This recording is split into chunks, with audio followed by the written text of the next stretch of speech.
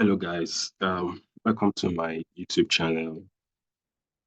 My name is Olatunde Adigbola and I've been a Forex trader for the past 8 years and I've gone through like a lot in the market. I've seen so many strategies, I've seen so many approaches to the market and I've experimented a lot with so many strategies until I finally found something like very strong, okay, that really affects the market and the market tends to give me that kind of breakout whenever I have series of confirmations from not just technicals, but from different trading strategies. But before all of that, I was involved in trading binary options, and I also left that because of the higher risk to reward that we get from forex. Okay? And I also dabbled into fundamental analysis, and then um, I also did a lot of technical analysis. And what I now stick with is the area to wave principle with supply and demand zones. Okay. But I also factor in seasonality. So all of this experience together led me to um, go very deep in fundamentals. So when I went, I began to see how like fundamentals shape a lot of things beyond the charts we see. Okay, fundamentals tend to change a lot of things beyond shape a lot of things beyond the charts we see. And it can also be applied for investing. Okay, fundamentals tend to work very strongly for investing, and I began to see how I had missed so many investing opportunities in crypto for the past 12 years. So what this channel is just going to do is like if I were to teach myself 8 years ago, okay, when I knew nothing about the market, knew nothing about investing, knew nothing about trading, knew nothing about everything. So if I'll go back in time to just teach myself all over again, then um, I'd love to do that and also help out other people who may be in a similar situation I've been in the past. Okay, just having partial information. A lot of you are very hardworking, and then um, but maybe your information is not yet complete. Okay, when you put them all together, okay, maybe there are still some missing pieces. And throughout this video series, I'll be showing you how seasonality plays a role. All right, for long-term um, and long-term investing as well. I'm going to be showing you how the fundamentals tend to also affect the market. It's all the macro fundamentals. And for crypto, it has its own fundamentals as well. So we have fundamentals and we have macro fundamentals.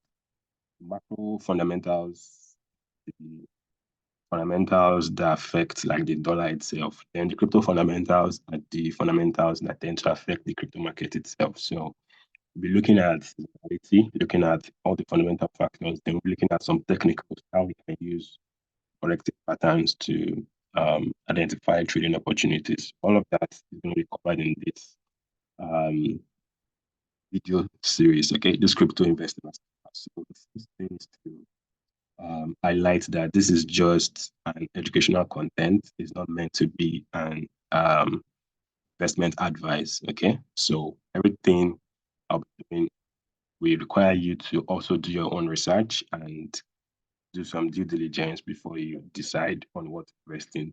But I'm going to do my very best possible to give you the best education you ever need, okay, before investing your money. Okay, so with that being said, we can quickly um, get started and start the crypto investing masterclass. Okay, so here we go. So the first thing we want to discuss is seasonality. Okay, we want to see how seasonality affects the market. Okay, we want to see how the market is being affected by seasonality. So first of all, what do we even mean by seasonality. Okay, what do we mean by seasonality, and how does it affect the market? But before that, I wanted to highlight this. Let me see.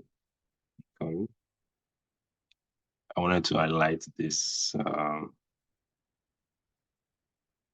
trader. Okay, there was a successful trader um, in the last bull run. Okay, the last bull run that invested some amount of money in Shiba Inu. Okay, but there was something peculiar about that trader. Okay, and about the decisions he made that I want to highlight. This is very like this is a very huge gain, okay, to go from $8,000 to $5.7 billion. We're not even sure if the trader is able to sell the entire portfolio because this amount was up to 13% of the total Shiba Inu um, coin, total supply as at that time. Okay, so but the point here is that this trader was able to take a small amount of money to make a huge amount of money. But there were two things I wanted to point out. Number one, this trader started buying Shiba Inu in August of 2020. Okay, so why August, and then why 2020? All right, and then the second thing is that this trader, okay, is also was also able to hold this trade for this investment for more than 400 days. All right, this trader was able to hold this investment for more than 400 days. So why was he confident to hold that investment for more than 400 days until it was worth as much as $5.7 billion, something that started at $8,000. So the timing, all right, the timing for investment is even is a very important aspect for investing, because if you don't have the right timing, you may not be able to buy at the right price, all right? Not able to buy at the right price, then how you even make profit? You may not know the right time to sell. Okay, if you don't understand how timing affect the market, you will know you may be selling too early or you may be selling too late. You may lose out on some of your investments. So the goal of this course is even go beyond timing, but it's also going to teach you how can you identify a precious gem, okay, a crypto gem in the market, that's something valuable that's going to gain a lot of strength in the next several months. Okay, so how do you identify what the project to invest in? And apart from that, how do you also um, get the right timing to invest in this crypto coin? So with that being said, let's continue and then see um, see where we go. So like I said, my name is Olatunde Adigbela. I'm teaching everything I've learned in the past 8 years. Many things I learned the hard way, and some I learned by following instructions. But for some of you, we're giving you a kind of information that I wish I had several years ago. Some people would say, if you knew Apple, um, if you had known you'd have bought Apple maybe in the past, if you had known you'd have bought Google in the past, if you had known you have bought Bitcoin in 2009. Okay, so a lot of if you had known, if you had known, but what about right now? What can you know now? Okay, to use to make profits for the next several months, because a new cycle is starting in the crypto market this year. Okay, so with that being said, this course is going to be free, and then it's going to enable you to make the right investment decisions. So some people might ask, why is this for free? You understand that even right now, I'm in Nigeria, and inflation has drastically impacted the cost of goods and services. So most people, they need a legitimate way to probably earn in dollars, okay, and increase their spending capacity to take care of themselves and their younger ones. their loved ones, okay? Then all over the world as well, some countries too, people just need, people want to be financially independent, okay? And they want to learn how to make money online, okay? So, so will it be possible for you to replicate something like this Shiba Inu investor did? Maybe not exactly as this, but you want to do something close. Okay, you want to take a small amount and then end up with a huge amount after a certain period of time.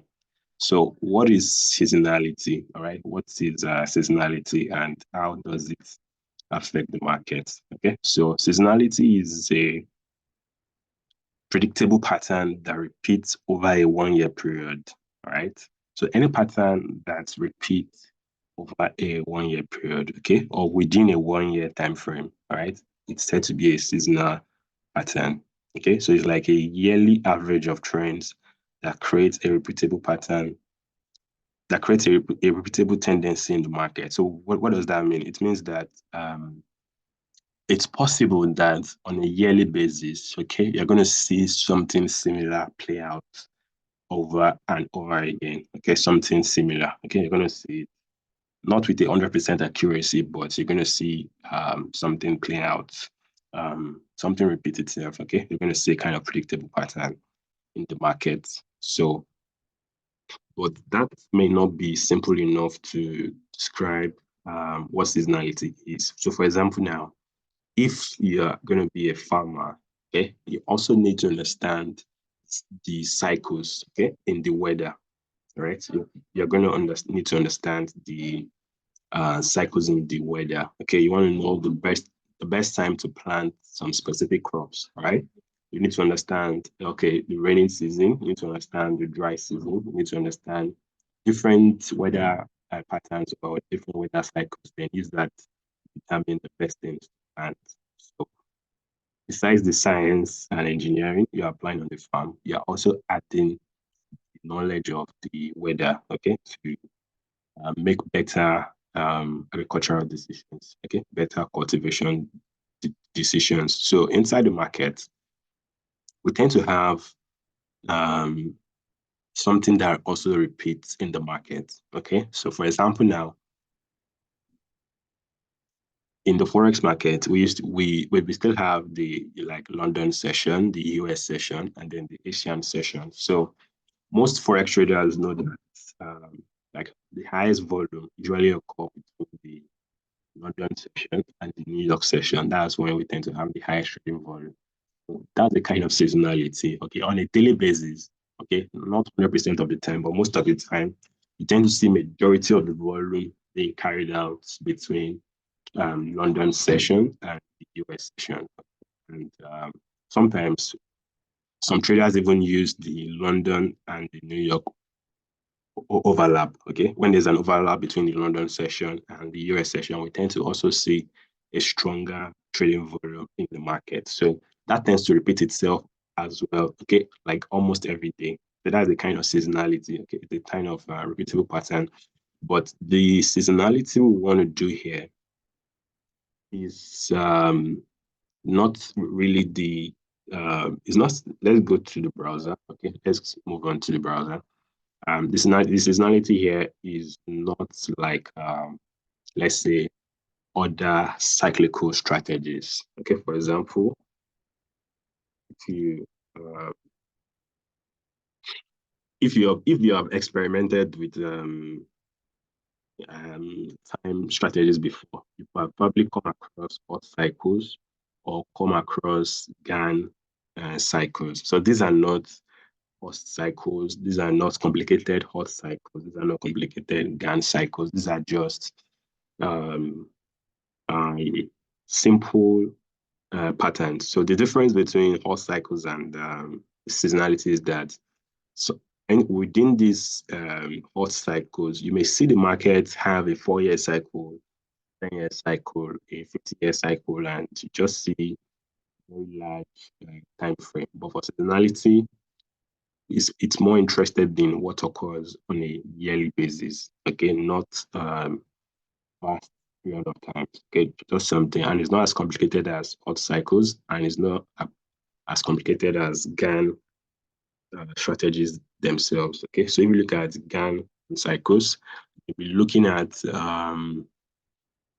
you may want to start using external factors to start analyzing what happens in the market. For example, you may want to look at the cycles of planets, okay, to see when there's something specific occurring, and then how that can sometimes coincide with turning points in the market. But we're not doing GAN geometry here. We're not doing complicated stuff. We're just doing something very simple that is more effective. Okay, we're doing something very simple that is more effective. Okay, very, very simple, and at the same time more effective. So back to our slide. So we said seasonality is a predictable pattern that repeats over a 1 year period of time. Okay, that's said to be seasonal, like the yearly average of trends. Okay, so if for the past 5 years, okay, want to see what has been the market been usually able to do maybe most Januaries. Okay, what does the market like to do most Januaries? What does the market like to do? Okay, if not most Januaries, what about January to March? Okay, or maybe during the summer, how does the market tend to? Does the market have a specific way of behavior during specific times of the year? Okay, in October, November, and December, what do you usually notice? We notice that the stock market tends to rise, okay, most October to December. Even beyond October to December, we tend to see a rally till around May. Okay, we tend to see October to May seasonality in the market. So that is about the stock market, and it's also similar in the forex market that we tend to see that kind of seasonality occur. Okay, um, so seasonality patterns can also you can also have daily seasonality patterns. If you have a seasonal pattern, it's gonna be either about a year or less than a year. So you can never have a seasonality pattern that is more than a year. She gets so that leaves us with possibility of finding a peculiar way of behavior on a daily basis or on a weekly basis. So most forex traders will also understand that reversals in the forex market usually tend not to occur on Mondays and Fridays. Okay, we tend to have them on a Tuesday, on a Wednesday, on a Thursday. That doesn't mean every single reversal will not be on a Monday or Friday, but most of the time we tend to see like Monday tends to be like a preparation, a breakout, and then Friday to like a relaxation for another breakout. So that is what we see in the forex market, and that is also applicable in the crypto market. We tend to see some specific characteristics that occur on a yearly basis, on a monthly basis, or on an intraday basis. Okay, we're not really interested strongly in the intraday um, cycles. Okay, we may just be using them on some specific scenarios. All right, but um, most of the time we're just going to be using the higher cycles, okay, like the monthly and then the yearly cycle. So why are seasonal cycles important? They're important because we can use them to detect turning points in the market long before they occur. Yes, they have a leading indicator. So most of us don't like um maybe have like if you're a beginner trader and you spent a lot of time trading, most likely you'd have come across several indicators. Okay, so most experienced traders, when they start understanding price action, they tend to focus less on the indicators and just begin to pay more attention on price action. So um, with that understanding, they tend to see that normal indicators are just like lagging indicators, trying to predict what the market is going to do based on what it has done in the past, which is not a bad idea, but sometimes it just tends to lag. Okay, but with seasonality, you can have a time period where you're going to expect a turning point, and not 100% guaranteed, but it's possible for the market to follow that tendency if other conditions are present. Okay, if other conditions are present. So that's why we are considering not just seasonality, but we are also considering the fundamentals as well. Okay, so the fundamentals must align together with the seasonality, and then the technicals too must also align. So if you do this three confluences, if you bring all these three confluences together, you're going to see, you're going to be more accurate with your seasonal, with your breakouts, okay, with catching a breakout in the market. You factor in all this. So this seasonality can be used to identify a long-term turning point in the market, okay, long before they occur. But how do we just believe this statement? Okay, so let's go to the chart and look for some examples. But don't forget this, that said seasonality should not be used alone. So you need to also factor in the fundamentals, the current fundamentals, both macro fundamentals and crypto fundamentals, and you also factor in your technical analysis to give you a confirmation. So if they both align with the signal tendency, then you're likely to make a better decision, right? So the thumbnail for this video is going to be something that shows the 100% accuracy, but I'm going to explain what and what needs to come together to get that 100% accuracy. So we know that the holy grail does not exist, meaning that there's no strategy that is 100% accurate, but there's something that has actually occurred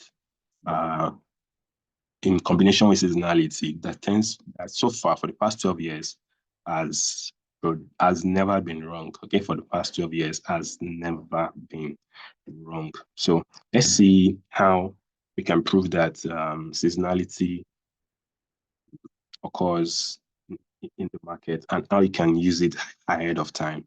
So if you look at my chart here now, this is the seasonality software that we use. Okay, it has a 30-day free trial, so you can try it out before purchasing. So you're going to notice that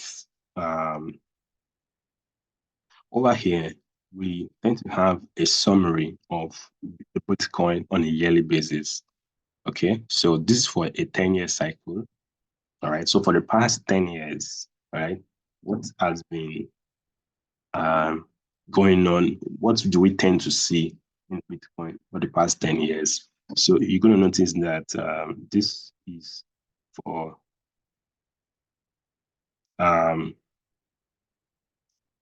this is between September and October, all right?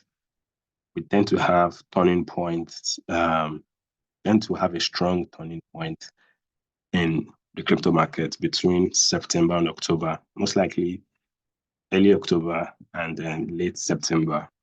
So if you remember that Shiba Inu investor, okay, it was already buying in August, but if you check Shiba Inu charts, even around late September or early October, is to still be within that buying range. Okay, you're going to have it within that buying range. So let me erase all of these and just see that, okay, fine. We said there tends to be a turning point in the market between late September and early October. Okay, we tend to see a turning point in Bitcoin, and we tend to have a strong rally after that. So what do we now do with that information? So let's see if it actually works. So if we probably go look at, okay, this is Polkadot, but let me even use the Bitcoin itself. Okay, so if I use Bitcoin itself, you're going to see that you're going to see that the bull run that we've had in um, last year, okay, the bull run we've had since last year started um, around that October period. Okay, so if we look at October, this is October, and this is um,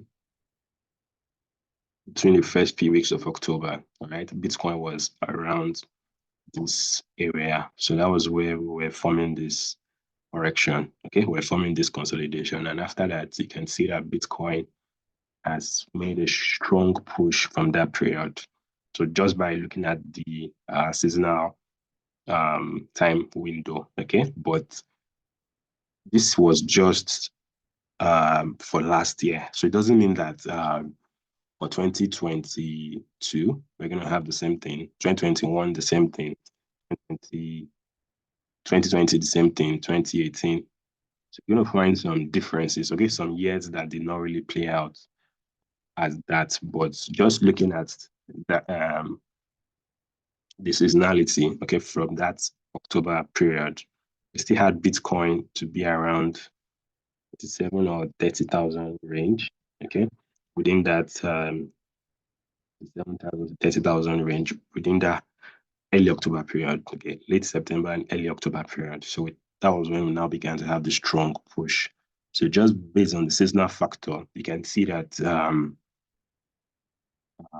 we had a turning point. But what about the fundamentals? Why would we have been bullish um, based on that information? So we tend to have the market price in the halving cycle. So there's something called the halving cycle that every 4 years, the supply of Bitcoin decreases by half.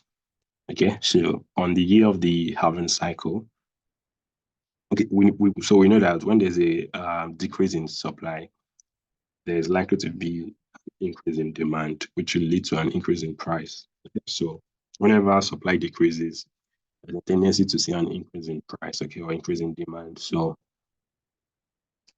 we are supposed to have a halving cycle in 2024, but there's a tendency in the market to begin to anticipate the halving of 2024, such that 1 year before the halving, the October to December of that year tend to begin to produce strong rallies. Okay, we tend to begin to see strong rallies 1 year before the halving cycle in the market.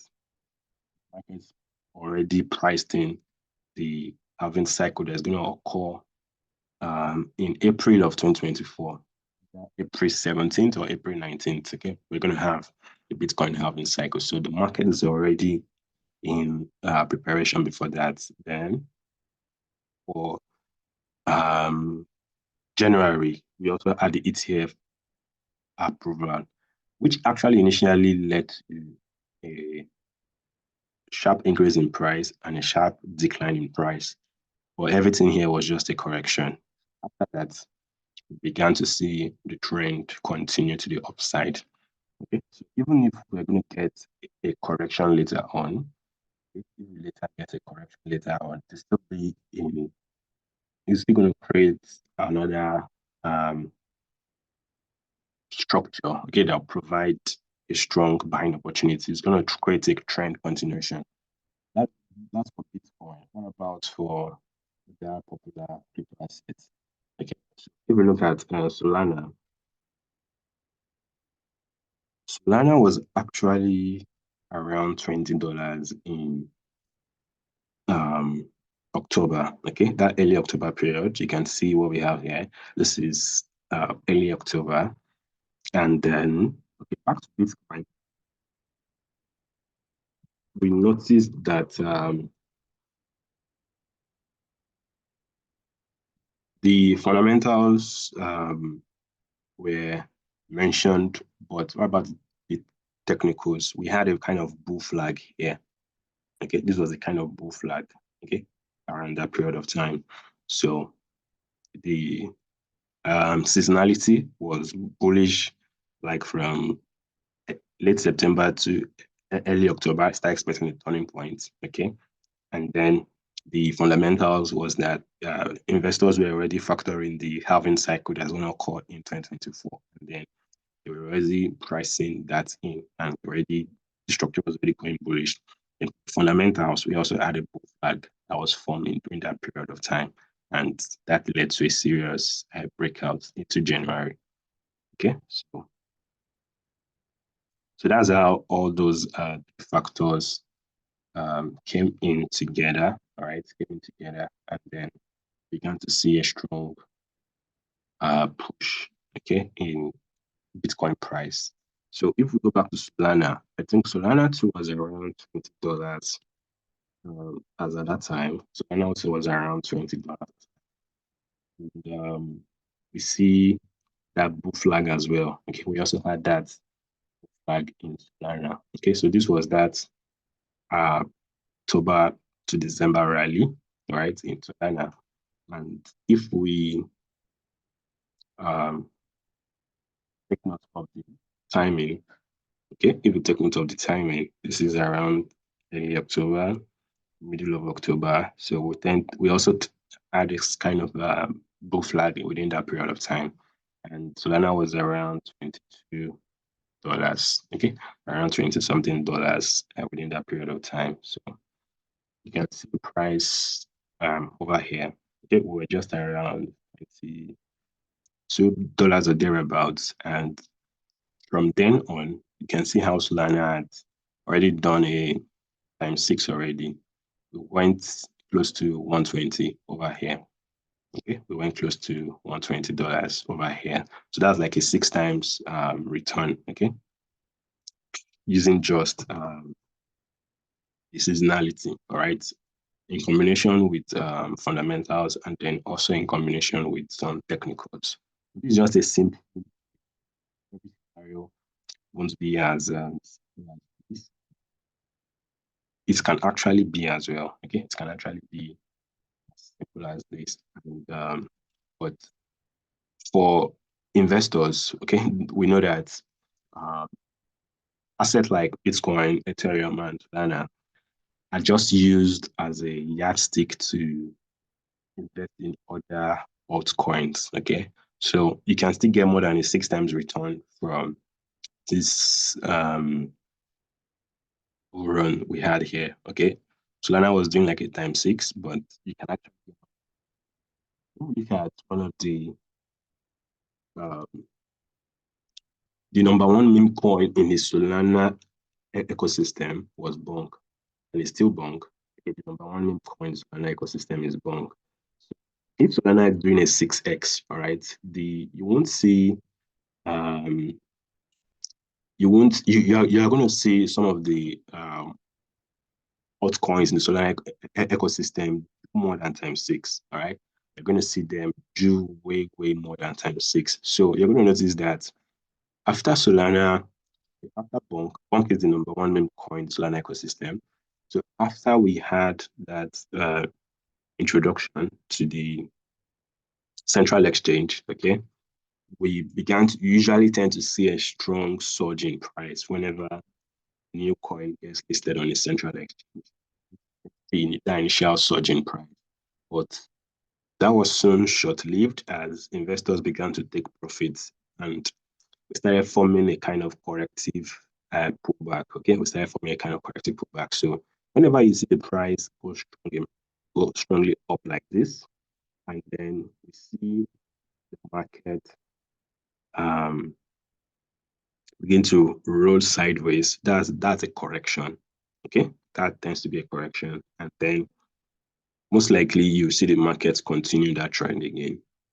So that's also what it's kind of doing here as well. Whatever correction we have here will just be like um, a kind of temporary structure for the market to just continue to push up again. But why was the correction completing over here? Why wouldn't you buy here? Why wouldn't you buy here? Why wait for this time period? So you can see that seasonality can also help you to time your buying opportunities. Okay, so remember we said that let me go back to the season axe, right? And I hope I've not missed out on everything I want to say, right? Everything that was to be said in the slide. So the investing approach is to start with seasonality, then move to the fundamentals and technicals to see if they align with the seasonal bias. Okay, I've already mentioned this, all right? And then we understand that price is a function of time, meaning that time and its principles need attention to, and we should study both price action and time action. Just trying to say that if we are studying the chart, okay, let's go back to the chart. If we are studying price action, or if we're studying the entire market, we tend to see that on the y-axis, okay, we have price, and on the x-axis, we have time, meaning that price is a function of time. Okay, so it means that what that simply means in simple terms is that this time is what determines price. Okay, based on this, when we say price is a function of time, it means that time determines price. Okay, or time is the independent. The price depends on time. Okay, price depends on time. So it means that the trader should study the principles of time as much as they have interest in studying the principle of price action. Okay, so if there's anything called time action, it just means the trader should pay a lot of attention to the principles that affect time, not just studying price action alone. Okay, so why would you have been anticipating the correction to complete around this time period? Okay, because this was the um, because that was the turning point in late September and early October. So look at this. This was 30th of September, and if we should draw another line, okay, into early October, you're going to see that we are now able to catch the turning point in Bonk. So remember that whenever you're using a blockchain like Solana to analyze the market, when Solana is close to a turning point, okay, that's when you want to also be looking at the coins inside the Solana ecosystem. Okay, we're going to look at coins at a deeper level, but for now, like we're looking at the principles of time. Okay, so like I said, Bonk is the number one meme coin in the Solana ecosystem, and why Solana was just doing a 6 times return, okay, a 6x return. Bonk did far more than that. Okay, so I'm trying to tell you how we would have been able to time this turning point. So why shouldn't we buy here and expect the market to go up? Why shouldn't we buy here and expect the market to go up? Why shouldn't we buy here and expect the market to go up? Okay, because at any point in time here, you could have thought the correction was over, but based on seasonality, okay, we tend to see turning points. Okay, the nearest turning point. Okay, this was in 2023. So the nearest turning point was in October to December of that year. Okay, because investors begin to factor in the halving cycle that's going to occur in 2024. So around late September and early October, based on what we saw in the seasonality software, okay, that we tend to see a turning point, okay, early October, okay, late September and early October. So where was this bunk around that period of time? So this was also around that early October period. So the mother coin was Solana, okay, the blockchain, but Bonk is the number one meme coin, Solana ecosystem. It was completing its own correction within that same seasonal time window. And that was how you would have been able to catch this turning points from this place and rally into September. Sorry, rally into December. Okay, this was around mid December. Within just 3 months, Bonk was able to make a very strong rally. And how strong was that? Way, way stronger than the mother coin itself. So Solana was doing a 6 times return from around $20 levels to around 20. But if you look at Bonk itself, you're going to see that let's use 0.0020. Yeah, I like that. So this was your seasonality, okay? But number one now, this is seasonality. Number two, where's the fundamentals? Okay, so we are already anticipating that 1 year before the halving cycle, okay, we tend to see a turning point in the market. The investors begin to anticipate the halving cycle that is going to occur the next year. So from September, October, November, December of the pre halving year, okay, you tend to see like structures getting complete and trying to make that strong push to the upside. Okay, so you see Bitcoin making that turning point within this period of time. You see Solana making that turning point within this period of time. So you also tend to see if you're going to be doing pre-halving rally, don't start investing from March, April, May of the pre-halving year.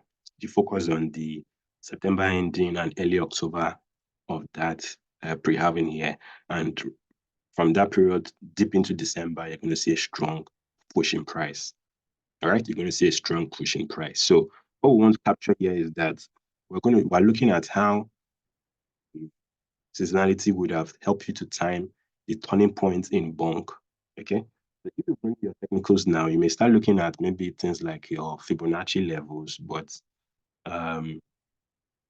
what is more important is your okay. So while within that 61.8% and 78.6 level, which is my own kind of visual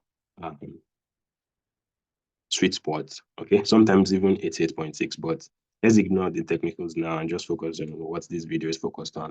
Just using seasonality, right? Just using seasonality. And this rally was around either second week or third week of December. So let's see many times return would have had from, so I even marked this point. Okay, you're going to see that I marked this level here, 0.4025. Okay, and this was around 11th of December, okay, or 19th of December. So this was in mid-December, right? And then this was in early October. So we just have like a 3 months rally. But within that 3 months rally, the price went from zero, we have 6 zeros before two. So we have 1, 2, 3, 4, 5, 6. And we rallied all to around middle of December, we're living here. Okay. So if we look at, I'm not even using the highest high because there's no way you'd have known this was the highest high. So I'm using something even a little bit lower than the high and looking at exactly 3 months after this bull run. So we have 0.40 and 25. So you're going to go to your calculator and divide the highest high. You're going to divide the highest high and divide it by the price at the December, at the October to December rally, where we had a start, okay, from September ending and early October. So we have 0.40, 1, 2, 3, 4, and 25. Okay, so let's go back to the chart. So you can see here we have 0.40 and 25. Down here we had 0.60 and 20. Okay, so if we go back to 0.60 and 1, 2, 3, 4, 5, 6, yeah, and 20, what do we get? We get 125. So this means there was a 125 times increase in price. Okay, so just buying from 0.60 and 20 to four zeros and 25, it's already giving you 125 times return of your investment. Okay, 125 times your investment. So, meaning that let's say $100 investment, okay, is already giving back a $12,500 investment. All right. And a $1,000 investment is already giving back a $125,000 return within just 3 months trading bunk. Okay. But decisions are not as simple as this, because even at this point, I myself didn't buy bunk. Okay. And was still studying seasonality at this point in time. That was when, that early October was when I began to study seasonality. So it made some months to finally digest it, and then my investing started in December. Okay, started in late December. But what about this is the year of the halving cycle. So we're going to have some newly started projects. All right, we're going to be taking off with this new bull run. Okay, we're going to have some new projects that are going to be taking off with this new bull run. And apart from that, by this same period of time, by this year, okay, by late September, early October, you're also going to be seeing some crypto projects that will be just starting out. So don't feel sad that you've missed out on a 125 times return, okay, and thinking it's gone forever. There'll be more repetitions like this, right? There's going to be more repetitions like this um, that will occur in the crypto market, and there will be some newly starting projects as well. That will be starting by October to December of this year as well. So you're going to be applying this same principle again, right? All over again by this year when you see a promising project. How you finally do your fundamental analysis for the project, you do your technical analysis. So combining that with your seasonality, you'll now be able to make good investment decisions. All right. You'll be able to make good investment decisions. So this is one example of how seasonality is helping you get a 125 times return. So for most traders that even bought this coin when it was on a decentralized exchange, or some even got it for free by staking Solana. All right. Some got bunk for free by staking Solana long ago. So they didn't even pay to get bunk, right? So they were able to some were able to get like 200 times to 300 times return. Or those who even bought earlier than, like probably bought earlier around this level. Okay, they were able to get a 200 to 300 times return. And the trend is not over yet. Yeah, the Bitcoin halving is just starting this year. So even if you sold for profit, right, or sold off the majority of your positions, we're still going to expect this trend to complete a correction and then continue to shoot to the upside. Seasonality works stronger for crypto, okay, for crypto assets than for currency pairs. Currency pairs tend to have a corrective nature more than other markets. Currency pairs tend to have a corrective nature more than other markets. So we don't tend to see, just on a few occasions, we tend to see dominant trends in the Forex market. Just on few occasions, we tend to see dominant trend in the market. But that's not just for bunk. We could go on and even look for several other examples. You're going to see the same thing. I'm a holder as well. And you're going to see the same scenarios play out in dots. You're going to see the same scenario play out in dots. So where was dots making a turning point for this year, for last year, sorry. You can see that it's also around that early or middle of October period. And even if you had started investing in late September, investing around this time period, you probably see price dip further downwards to 3 point something dollars. So that's where patience comes in. Okay, if you are that's where patience comes in as an investor, right? You won't always exactly catch the turning point, and you're going to need to be patient for a while before the market makes a turning point. So if you were investing in late September, okay, you have been able to start buying here, but you see your portfolio go down for a while before we started having this strong reversal. So this strong reversal was also occurring around middle of October. Okay, so either late September or um, into into October. Okay, we also tend to see that.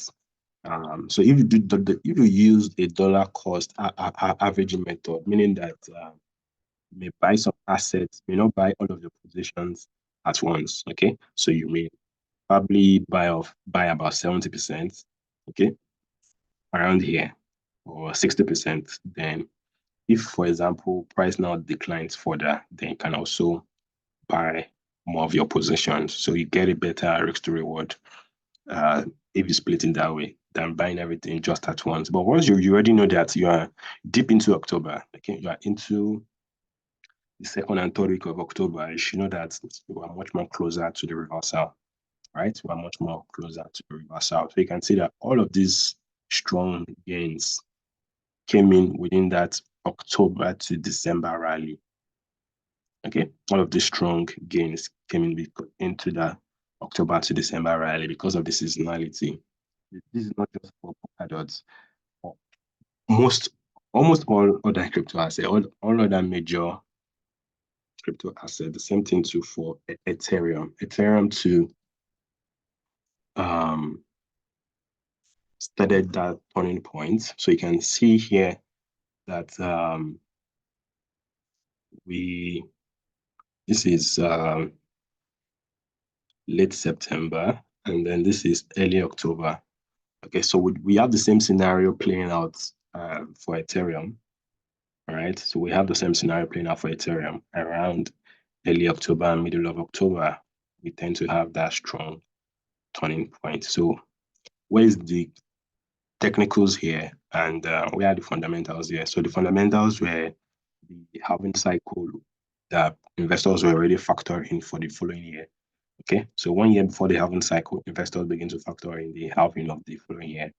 And what about the the technicals? Where's the technical confirmation right there? So we tend to see a small impulse and correction, okay, or a small flag. If you look at this, we have this, we kind of have this kind of bull flag, okay? We tend to have this kind of bull flag, and we see this initial impulse. What we mean by impulse is just like an engulfing candle, okay? So an impulse is just like an engulfing candle. So you tend to see that first push to the upside, okay? So if you go to a higher time frame, this will be like an engulfing candle, and then this is just like a pullback. So after this corrective pullback, we now began to see price continue. Just the same thing it did over here as well. Tend to see a kind of correction, then market begins to push higher again, right? That was what happened um, for Ethereum. Okay, so we see that the trend just continued going bullish. So it's just as simple as that. Okay, just using the right timing to get seasonality to make the right investing decisions. But if we go back to the chart, seasonality is not just for um, that early October period. Okay, so if we go back to our slide, you're going to see that um, seasonality is not the turning point is not only in October. Okay, yeah, example as well. So why do we pay a lot of attention to seasonality, and how does it compare with other strategies? Okay, how does seasonality compare with other strategies? Seasonality has actually been used by $1 billion hedge funds in the past. Okay, you're going to hear about hedge funds like Renaissance Institute. Okay, you're gonna hear about a lot of billion-dollar hedge funds like Renaissance Institute, Renaissance Capital. You're gonna see them talk about how they were using some advanced strategies in the 1980s before everyone knew about um, data science and things like that. They were using advanced strategies, including seasonality, to make several billions from the market before it became a popular strategy. So even most retail traders are not do not have access to quality seasonal software. Okay?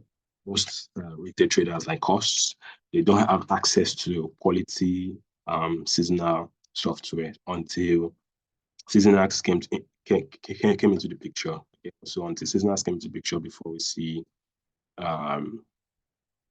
that. So we've mentioned this, that seasonality is the best. I mean, that Seasonals is the best seasonal software to use, and you can um, get a 30-day free trial, okay, before you purchase.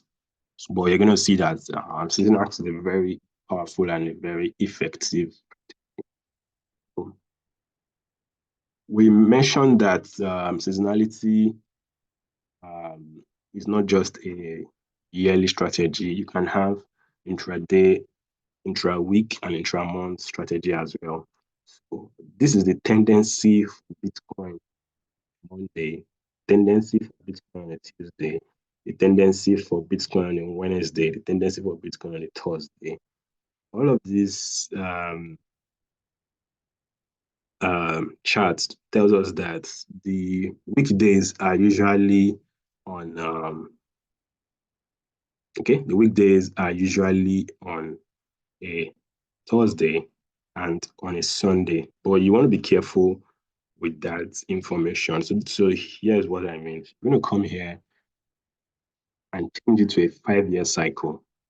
So you're going to see that there's going to be a slight difference in the trend, okay? But on average, if you see the weakness repeat itself on a lower yearly cycle and on a higher yearly cycle, then um, that's a strong tendency. Okay, so if you don't see a change, all right, in this, then so that means it's you have a high degree of confidence, okay, to say that Bitcoin tends to experience weakness more on a Thursday and more on a Sunday, right? So, but like I said, it doesn't mean that every Thursday you should go and sell Bitcoin and every Sunday you should go and sell Bitcoin, but that's just what we tend to see. Okay, those are the weekdays. So this is also the monthly return, the average monthly return. So remember we said that that October period, okay, and late September to early October, tend to see that turning point. So you can see that Bitcoin actually makes a lot of gains in most Octobers. All right, we tend to see a lot of gains in most Octobers. So based on the seasonality. So that's what we tend to see also here on the monthly return. All right, on the monthly return. So, but the information is not yet complete. All right, the information is not complete. There are still some other things I would love to say about the seasonality and seasonality software. So, but let's just answer some of these few key questions. So, what's the best seasonality software to use? That is Seasonax. Don't use anything less than Seasonax. Seasonax then does a lot of extra job at cranking out those numbers, and you will later see how we use other features to make better investing decisions. Okay, so why does this seasonality work as well? Why does it work? It works because of the tendency we also have in the stock market. All right. There's a saying they usually say, okay, sell in May and go away. Okay, sell in May and go away. Meaning that we tend to see a weakness in the stock market, in the US stock market, and even other major stock markets. We tend to see a weakness in the market, right? We tend to see a weakness in the month of in the month of May. Okay, so if we see a weakness in the month of May, why does that usually, as in what happens before that? So we tend to see a kind of bull run from October to April. Again, we tend to see a bull run from October to April, all right?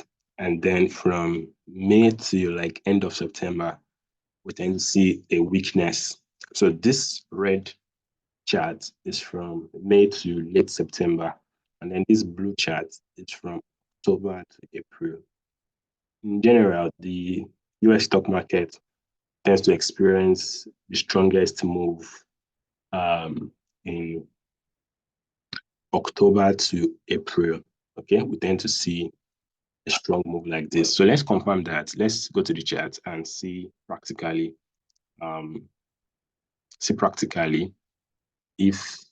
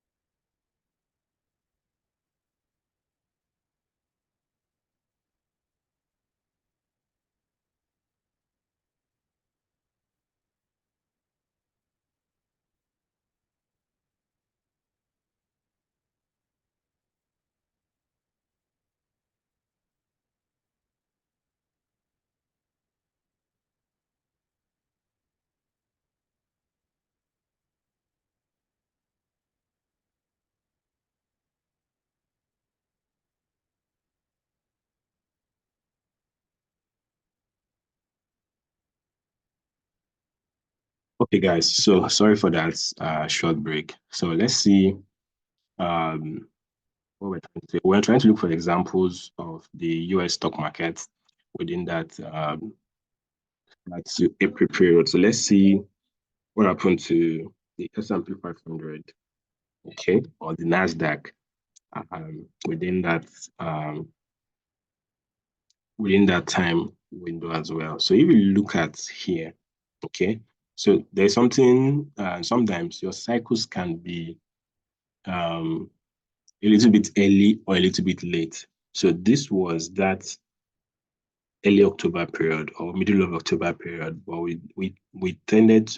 kind of had this fake out. Again, we had one more fake out. So this happens sometimes, all right, that the cycle may occur a little bit late or a little bit early.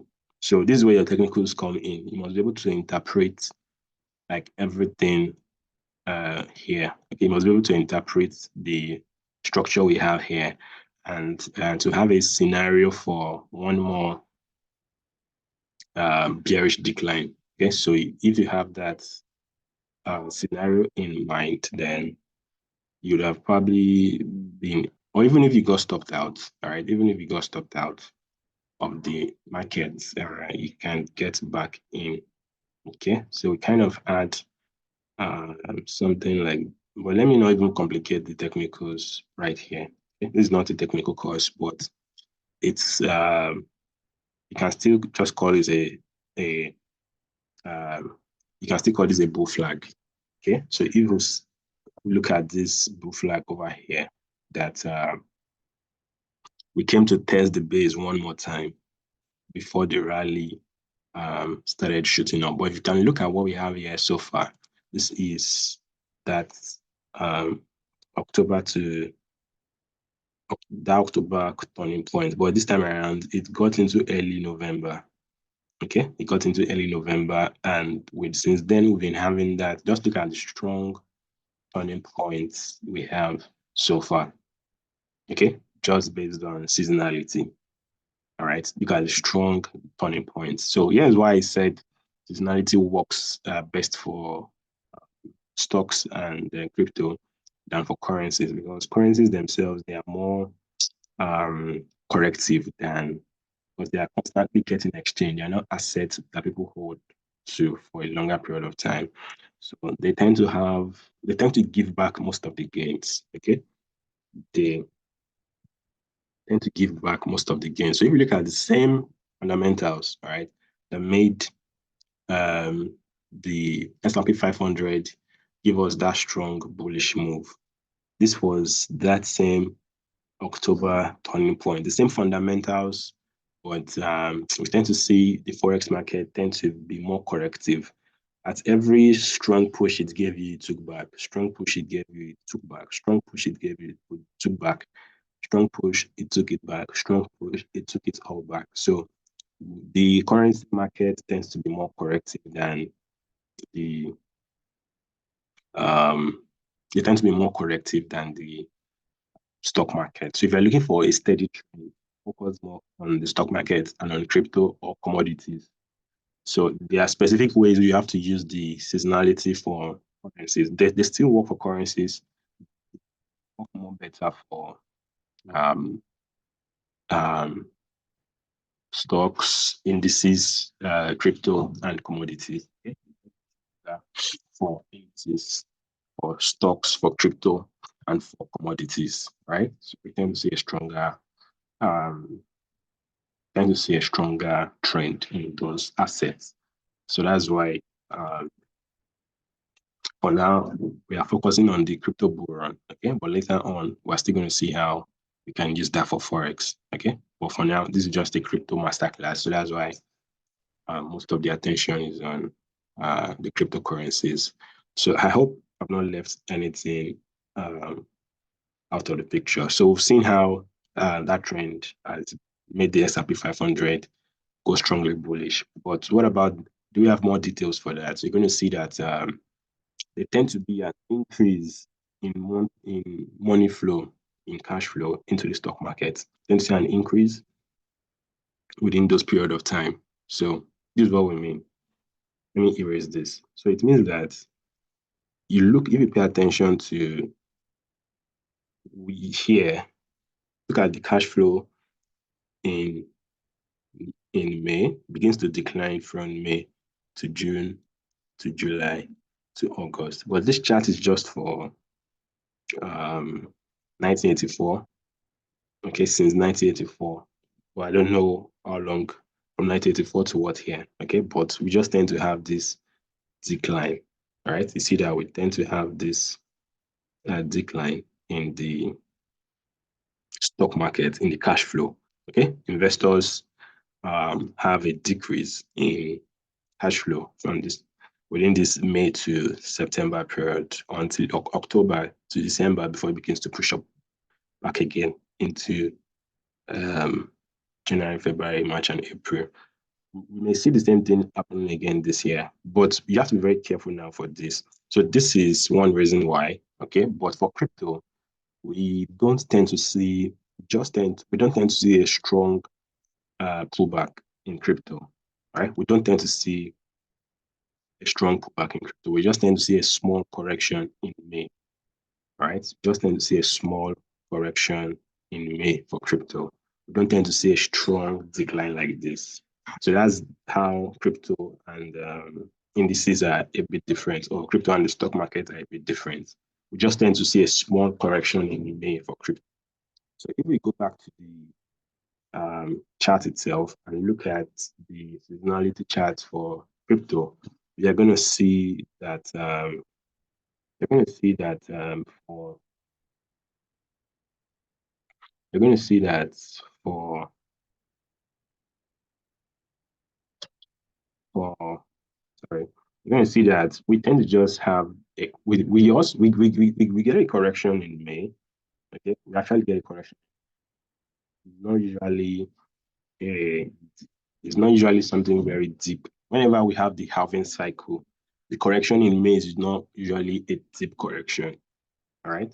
Whenever we have a halving cycle, the correction in May is not usually a strong, deep correction that you tend to see in the stock market. So it just tends to be a small temporary correction. Okay, so that's what we notice. Right, that's what we notice. So We also tend to see a small turning point. Okay, we tend to see a small turning point in late February into middle of March. So that's why, but this year, the factors contributing to a strong bull run are stronger than the factors we've ever seen before. So it's not just the ETF approval is actually the strongest factor, but the halving cycle is now coinciding with the approval. So let me explain what that means now and why the thumbnail for this video was saying 100% accuracy. Okay, why the thumbnail for this video was saying 100% accuracy. So let me go back to a 10-year cycle. Let me even go back to the longest possible cycle, which is a 13-year cycle. You can see that the more the years you include, the slightly different the shape is going to be. All right. So don't forget that factor we observed together. Okay, that in Thursdays. So in this case now you see it's slightly different. Okay, on Thursdays and Sundays we tend to see a decline. We tend to see a decline in of Bitcoin. So it looks as if Friday is even a bit, but on average, Thursday is more and Sunday are more consistent. The lower cycles, okay, for the lower cycles, it's more consistent, right? It's more consistent. So what we want to check here now is that we want to analyze all these 13 years, right? We want to see why the caption for this video said 100%, okay? Why the caption for this video said 100%. Why is not a clickbait? Okay, why is not a clickbait? So let's go to I'm gonna come here and only select. So now we want to select the years that had a halving cycle. Okay, so you're going to see that or let's even select 1 year before the halving cycle. We want to look at every year in the market, 1 year before the halving cycle. What tends to happen? So in 2012, there was a halving cycle. So 1 year before that is 2021, right? 2016, there was a halving cycle. All right, 1 year before that is 2015. Okay. 2020 was a halving cycle. 1 year before that is 2019. All right. And then was the halving cycle. 1 year before that. Am I doing this correctly? This for 2021. So which is in front of 2021. So that means for 2015, it should be in front of 2015. So for 2019, yeah, it should be in front of 2019. And for 2023, it should be in front of 2023. Okay. So this is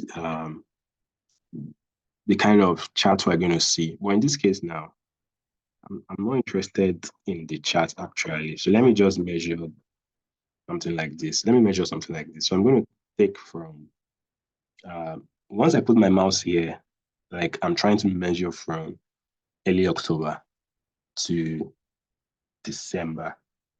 Okay. Early October till late December or till kind of late December. So this is going to bring out some statistics, okay, for the past 13 years. So it has only been 61% accurate.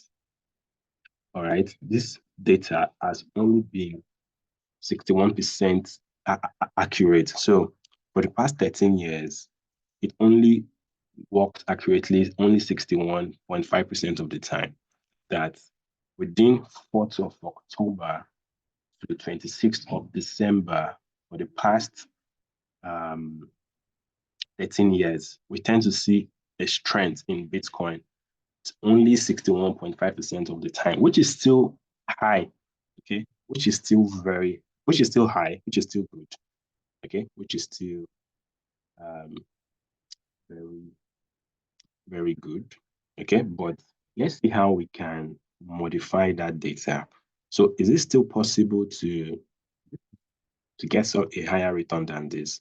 So if you look at the details, okay, for the past 13 years, this produced 8 winners and 8 losers. Okay. And if you want to look at the years specifically, you're going to see that 2011 was negative. Okay. 2012 slightly positive. 2013 positive. 2015 positive. 2016 positive. 2017 positive. 2020 positive. 2023 positive. A little bit of 2021, almost negative. Just a few of them were negative. Okay, just a few of them were negative. Okay, so just a few of them were negative. So the change I want to introduce is that all this observation is for the entire 13 years of data we have, but we want to include, we know every year is not the same. So some years are not for halving cycle. Some years are not bull markets. Okay, some are just bearish cycles. So we'll look at 1 year before the halving. Okay, so 2012 was a halving. 4 years later, 16 was a halving. 4 years later, 2020 was a halving, and then 4 years later, 24 was a halving. So if we consider 1 year, only we want to just look at for the past 12 years, 1 year before the halving, what has been happening. So that means we're going to look at 2021, 1 year before 2012. So the tick is before the year. Okay, so that means for 2016, which is the year of the halving, but 1 year before is 2015. We're going to have this. All right. Then the next halving here was 2020. So 1 year before that, 2019. We want to look at the what's going on in the market before that, and then we want to see 2023 as well. Okay, 1 year before the halving. I want to see that. So you're going to notice that the accuracy even decreased. Okay, so 1 year before the halving, we are only right 50% of the time that Bitcoin is going to be bullish October to December.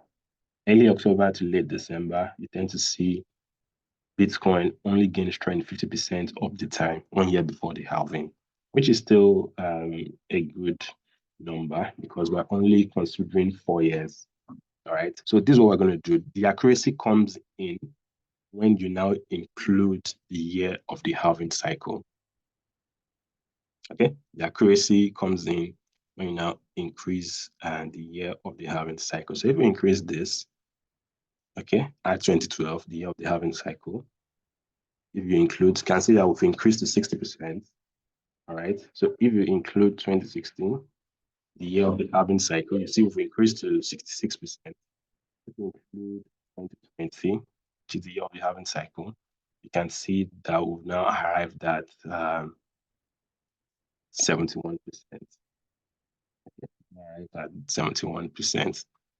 2024 is still in formation, so it won't change the data. So we tend to have a 61% accuracy, a 71% accuracy. That's from, if you only look at the years that had a halving 1 year before the halving cycle and the year of the halving cycle itself, okay, you're going to see Bitcoin gain strength a lot. Okay, we're going to see Bitcoin gain. So I'm going to remove the 1 year before the halving cycle and only include the years. You can see that we already started increasing to something like, I'm removing 2020. Okay, I'm leaving this, and then I'm removing this as well. So you're going to see that only the year that has a halving cycle, if you're looking at the seasonality for that year, right? We now have 100% accuracy.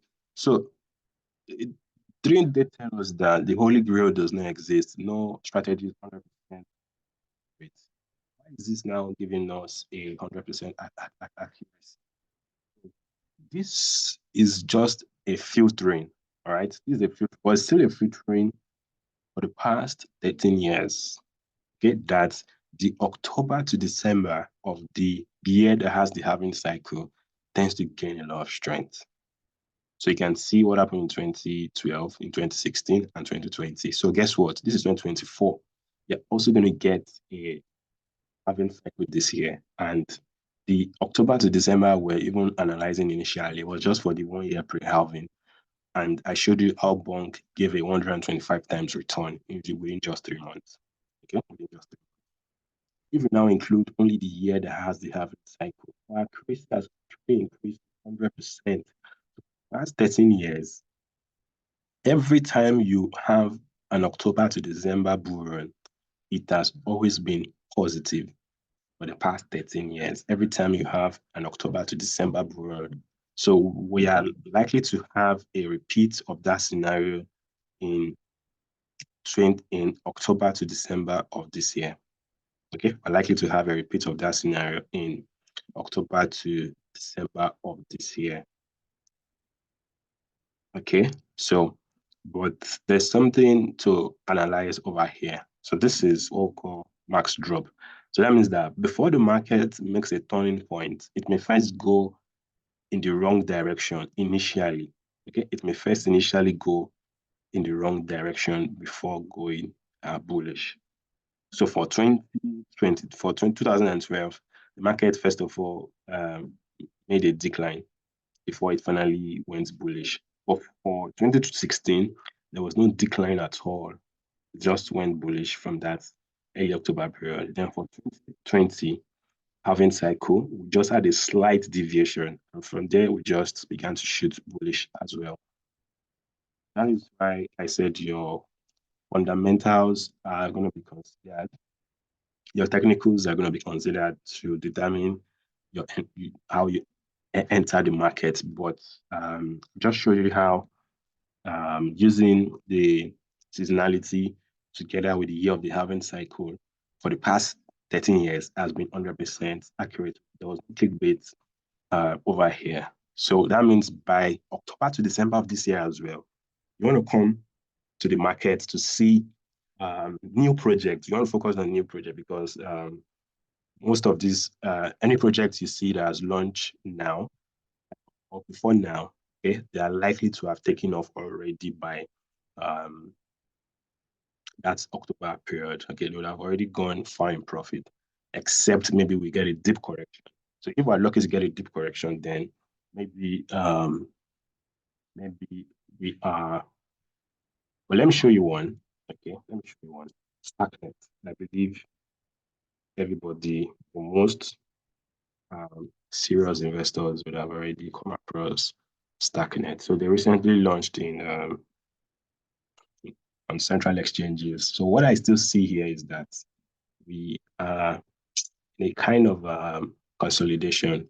I won't be surprised to see us begin to form a kind of channel. Okay, we may just begin to form a kind of channel and then see price come here.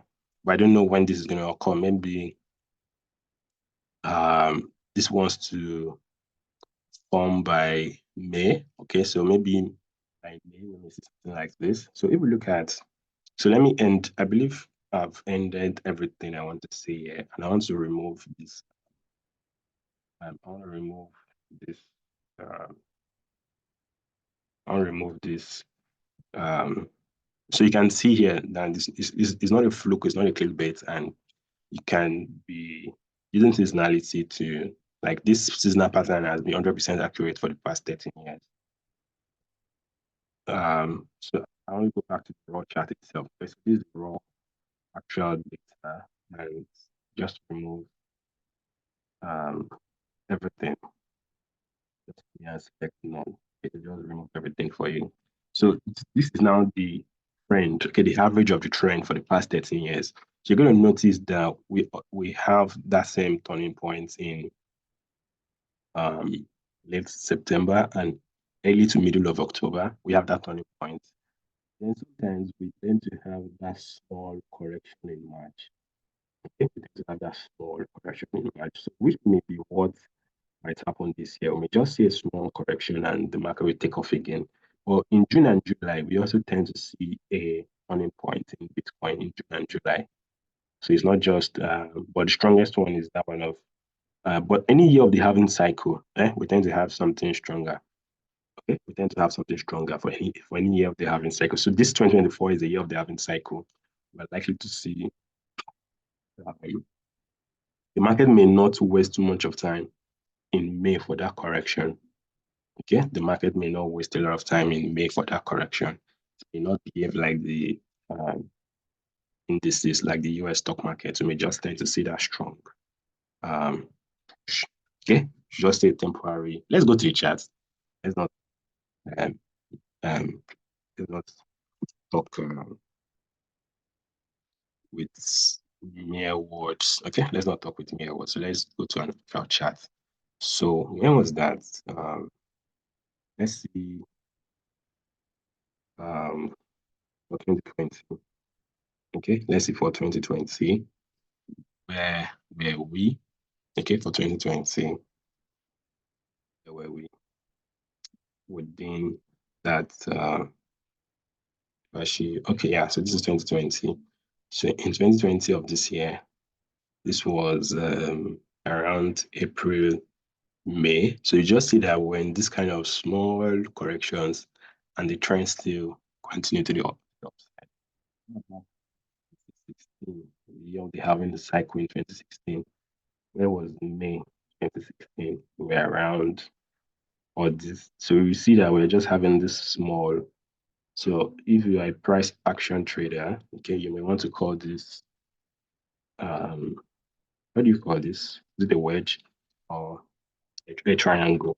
So whatever you want to call it, we just kind of add this consolidation in May, and then although we spiked, but we still came back down. I remember that this was around August. So we said October to December of the year of the halving cycle. You can see that October, late September, October, we're already here after forming this correction. And then you can see how we just continue to shoot the upside just like that. Let's see for 2020 as well. We where was late September and early October. Okay, so we're just around here and look at it, strong push, just continue to surge from there. So that is how seasonality can tell you when to get into the market. So what about when to exit the market? You're going to see that 2 years after the halving cycle, all right, 3 years after the halving cycle, we tend to see the market begin to lose strength. We tend to, as soon as we have 2 years, even 1.5 years after the halving cycle, we tend to see the market begin to decline. So you shouldn't be holding your assets 2 years, 1.5 years after the halving. You don't need to hold the majority of your assets. So that's how traders make mistakes, like getting to, should I say greedy? Maybe not really greedy, but they want to maximize gains, all right? And they are holding longer than they're supposed to hold. Good to be patient, right? Hold your assets for long as an investor. But once you have gone into October to December of the year after the halving cycle, okay, October to December of the year after the halving cycle, you should begin to close out 90% or even 95% of all your positions. Don't leave anything, don't leave too much of assets. You should begin to close out all of your assets. Okay, begin to close out all of your assets. Begin to close out all of your assets.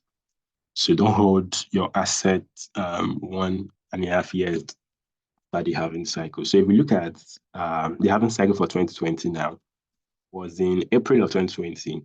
So 1 year after April of 2020, we have April of 2021. Okay, so by May of that year, 2021, you should begin to sell off. Okay, don't hold your assets for too long. Some can even be sold off in December of 2024. If we have, okay, let me still use 2020.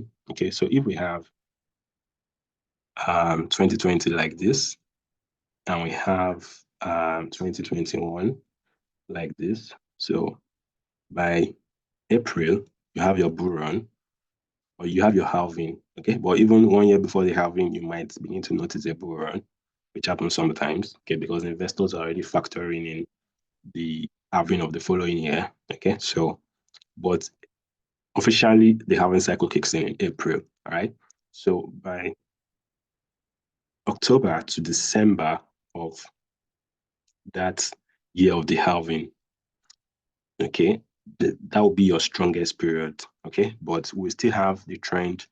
Some of the trend will still continue into the following year. So by May of that year, you may now begin to see a serious decline the following year after the halving cycle. And then some assets that still have strength will still be lasting October to December, 1 year after the halving cycle. You're still going to see another strength. Okay, you're still going to see another strength in some assets, but don't let it go beyond this period. So in this case now, I'll just change 2020 to 2024. Okay, I'm going to change 2020 to 2024. And I'm going to change 2021 to 2025. So don't hold, although this year, this cycle is going to be different because institutions are now coming into the market and some trends will be stronger than they have ever been. But at the same time, don't get carried away. So let some profit be taken in October to December. By December 2024, you should begin to sell off some of your assets. Okay, you begin to sell off some of your assets. Then by May of 2025, or April, okay, May or April of 2025, you're going to sell off your asset. And then by October to December of 2025, you should have sold off 95% or almost the entirety of your assets. Okay, you should begin to sell off the entirety of your assets. So that's how to maximize the seasonality to know when to sell off. Let's see. Let's go back to our slide. I believe there were so many things I wanted to say. Okay, but maybe I didn't see them.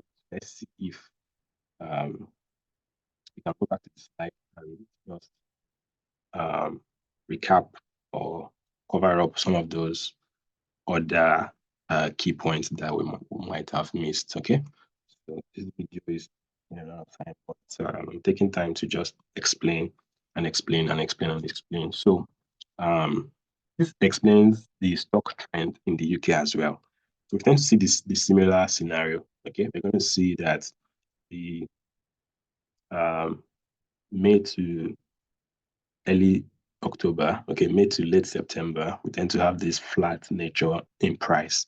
But for this is like October to April, okay, from October to April, or sometimes November to April, or November to May, okay, we now tend to see that strong pushing price.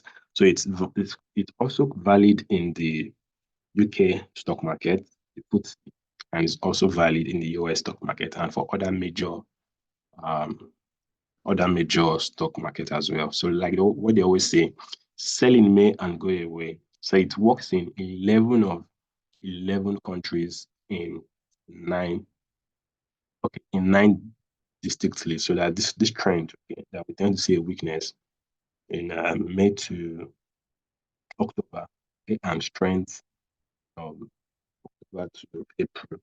Okay, so excuse me, works in Canada, works in China, works in France, works in Germany, works in Hong Kong, India, Japan, Korea, Taiwan, UK, and the US. Okay, so there are many construction problems when you want to build a seasonality chart, but I've already highlighted to you that Seasonax is the best. Don't settle down for anything less. Okay, Seasonax is the best. I'm gonna link in the description if you want to try out paid, like if you want to see, you want to subscribe for Season X, okay? So strong example, Bitcoin, October to December seasonality. So I've shown you this, Bitcoin October to seasonality. So I've shown you how it also worked with It also, like when you combine um, the October to December seasonality of Bitcoin, when combined with the halving cycle, that was where we had the 100% accuracy, and I showed you. Okay, but why does that happen? So there's something about DXY as well. DXY is the index of the dollar. So remember that. Let's go back to the chart. So um, remember that your Bitcoin, it's priced in dollars. Bitcoin is priced in dollars. That's why you call it BTC USD, or even when it isn't the stable coin, still call it it's still USDT, okay, which is the stable coin for the dollar. Um, Whatever happens to the dollar tends to affect Bitcoin. So the best scenario for Bitcoin to gain strength is when the dollar is weak. So if your dollar is weak, that is when you have the best scenario for Bitcoin to gain strength. Whenever your dollar is weak, that's when you have. So there's a tendency for the US dollar as well to be weak in October to December of most years. Why? Let's see. You're going to see why that happens. Okay. So if you remember for this year, we were in this area as at October. We're in this area as at October. Let's check. Let's check. We're going to see that we were exactly. You can see my mouse here. This was October 4th. So we found this high on the 4th of October, and we almost made a retest, but couldn't break above that high. When was that retest? Let's see. Let's be very practical. So this was around 1st of November. So within that early October and deep into October and even into early November, we're still forming a lower high. Okay, so the high in October, in early October, was the highest high. We now began to see this decline all through to December. Okay, all through to December. So whenever your Bitcoin is sorry, whenever your dollar is weak. So, but why does this actually happen? Right? Why does on average, the dollar itself has a lot of weakness during most Octobers. Okay, let's go back. But that doesn't answer the question yet. Okay, it hasn't answered the question, and I'm going to explain. I'm going to explain why. That's DXY, so with the US dollar index. So if you look at this is a 13-year cycle. I think the dollar index has longer, but this one may be a bit strange. Yeah, so even for a 53-year cycle, okay, or let's use something a bit more recent, not too recent and not too distant. Okay, not too distant and not too distant. So you can see for this one, we only have a decline, a little decline in October, but we make another rally to November, but we begin to decline um, into November. But if you alter your cycle a little bit, if you alter your cycle a little bit, you may see something, let's say, for the next 15 years. Okay, for the next 15 years, then you begin to see that adjustment. Okay, that's whenever you have a peak in all these periods, you can see that they always led to a further decline, and a further decline. Okay, so if we go down, I usually hover around a 10-year cycle and a 5-year cycle. Okay, so you tend to see the tendency here and here. So begin to try to make a decline from here on average. Again, we tend to see a weakness in the dollar. Okay, most October to December. I guess, but we've not answered the question of why that happens. Okay, so if I should go to a 5-year cycle, yeah, so it's a 5-year cycle. You now tend to see the peak actually forming into that late September and early October. Okay, late September we form this high. So between late September and early October, that's when we tend to form all these peaks, and from there we begin to make a strong sell-off. Okay, we tend to make a strong sell-off. So the question now is, why does that happen? So there are tax purposes why businesses wire off a lot of funds, a lot of dollars. Okay, offshore, they wire a lot of funds offshore. Okay, within that ending of the year period, and then for tax purposes. Okay, businesses wire out a lot of funds for tax purposes. Okay, in the US towards the end of the year, and um, that's what gradually causes whenever there's an outflow, okay, of dollars outside the US, it tends to weaken the dollar. So that's one reason why that occurs. Okay, so seasonality works in all markets, but it's more accurate in stocks, indices, crypto, and commodities than for currencies. Yes, because currencies are not majorly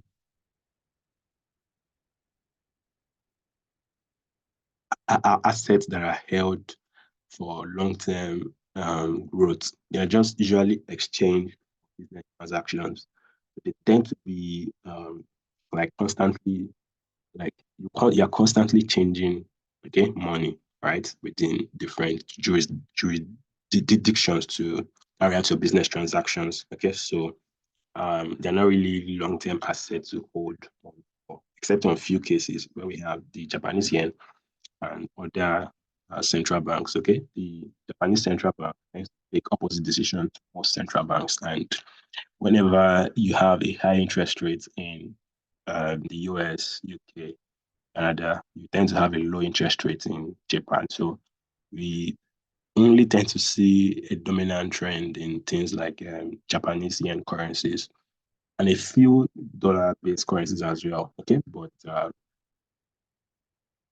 we don't see strong moves like we see in the stock market, in the forex market, because of the corrective nature of the currencies and because they are constantly getting exchanged for goods and services. So we tend to have in crypto as well, we tend to have this February, April, May correction as well. Okay, because of that seasonality. Okay, but remember that this is a year of the halving cycle, so you may not see a deep correction like this. Okay, they may not give you deep correction, they may just be a temporary pullback and maybe not something that's deep. Okay, and I also told you that, yeah, sometimes in June we also tend to have a turning point, and we've seen that in the seasonality software. Okay, and I've mentioned the October to December rally. Okay, that we tend to see. So what is the Bitcoin halving cycle and why is it important? So we've also discussed that every 4 years we tend to see a decline in the supply of Bitcoin. Okay, it gets halved. So miners get less. Okay, they do more work, but they get less reward. So there tends to be an increase in price because of the decrease in supply. So why is it important? Yeah, because it affects the price of Bitcoin, and it creates this is one thing that creates a new bull run every 4 years. Well, in this year now, we now have we have the ETF approval, so it's going to create a stronger bull run than we've ever seen before. Okay, so let's test seasonality plus halving cycle. So we've already done this, and I've shown you how it is 100% accurate, and it's not a clickbait. It's not. Um, it's just the confluence of factors that are coming together. Okay, seasonality coming together with the halving cycle tends to give you that strong October to December rally. And that was where Bonk did a 105 times return. Okay, that I showed you in the example. So historically, what happens 1 year before the halving, during the halving, and after the halving? So we've also analyzed this together, that even investors begin to factor in the halving cycle, for the following year. So 1 year before the halving, the October to December of that year, we begin to see Bitcoin begin to gain strength before that. Okay. So how do we use seasonality to optimize buying and maximize selling profits? So I've told you now that there may be some new projects by October to December of this year. Okay. And if they have promising fundamentals and technicals, okay, so you can get in early on them. But even right now, there are still a lot of interesting projects that are in the market already, okay, and about to get to a turning point where they're going to explode from. So probably into the month of March, okay, we may begin to see some of them take off into the month of March. We may see some of them take off after even the halving cycle in April, or a few days before the halving cycle in April, okay, and some may even take off maybe 1 month after the halving cycle in April. So some may be lagging, some may be leading, and you can use the seasonality, okay, to determine when to buy some of them. So if you go back to the seasonal charts, you're going to see that around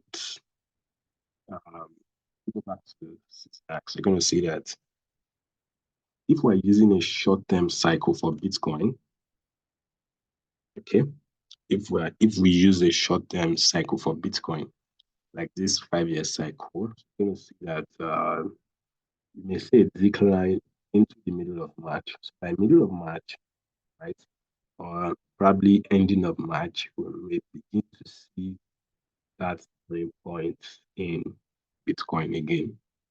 Okay, we may see that turning point again. And then in June, we may have a low. Okay, we may have a turning point in June. Okay, and we may also have a turning. This one is this is the strongest. Okay, this is the one I showed you so many examples of. Okay, so we see this October to December rally. Okay, so going to see this, but this year is going to be different. So you may see price even give you something bigger than what you've seen before in the seasonality chart. So you may see a stronger push than this. Like you see something with less pullbacks. Okay, you may see a strong dominant trend this time around because of the factors that are aligning together. Okay, with the halving cycle, because of the ETF approval that is now aligning together. So what else? And how do we use it to maximize selling? So I told you that 1 year after the halving cycle, 1.5 years after the halving cycle, or 2 years after the halving cycle, don't hold any majority of your crypto assets. You should have sold off almost all of them, right? So 1 year after the halving cycle into October to December of the following year. So this is 2024. December of 2025, you should have sold off all or most of your crypto assets. Don't hold most of them. In fact, by October to December of this year, 2024, there should be some assets you should have sold for profit to get some. Okay? You may not sell the entirety of your positions, but there should be some assets in your portfolio that should lock in profit. Okay? Should lock in profit. So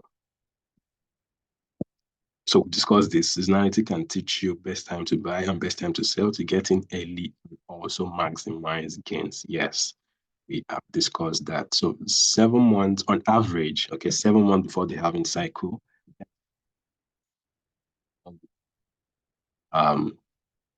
engage in the markets and start buying crypto assets, right? And then 1.5 years after the halving cycle, you may begin to lock up your profits. So, but there are still some things we wanted to say. Okay, so examples of assets that topped in May, September, October, November, and December of 2021. Okay, so we said 1.5 years after the halving cycle, don't hold too much of your assets. So let's see how some asset played out. Okay, but there's one more thing. I think that should be the next slide. Okay, examples of traders that made huge profit but refused to sell on time and lost a lot of money. This is even a good case. The worst case is those who got so this is the most important part. Okay, so there was a lunar crash and FTX crash. So let's see if seasonality would have even been able to help us to avoid that FTX crash and the lunar crash that happened in after some while after the halving cycle of 2020. So let's go back to the chart now and see some of those assets. Okay, let's see some of those assets. So let's see the ones that did well. Let's see.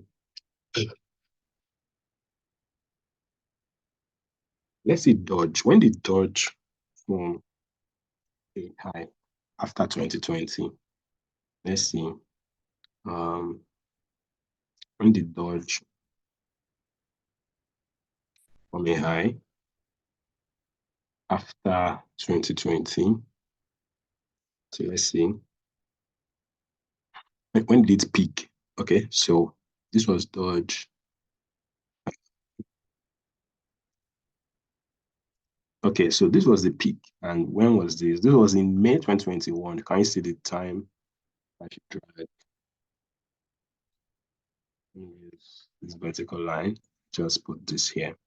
So you can see this was in May 2021. Okay, so how far away was May from 1 year from the halving cycle? So the halving cycle was in April 2020. So from April 2020 to April 2021, you already have 1 year. Okay, you've already spent 1 year. So you can see that just 1 year after the halving cycle, Dodge began to form a top. It formed a top, not even began, it's already formed a top, just like that. Exactly 1 year after the halving cycle. Okay, so, but you still have like some time to get out of the market, maybe in 1.5 years after the halving cycle. Okay, so, but for this, it was just exactly 1 year for Dodge, and it began to form a top. It now began to make the strong decline in price. Okay, so that was for Dodge. And then let's see Bitcoin itself. When did Bitcoin form a top in when did Bitcoin form a top in 2021? So we had a top here in April 2021. This is exactly 1 year after the halving. And we also have another attempt to 68,000. This was November 2021. So remember I told you that the October to December of the year after the halving should be the maximum. So if, for example, you were buying in October to December of 2020,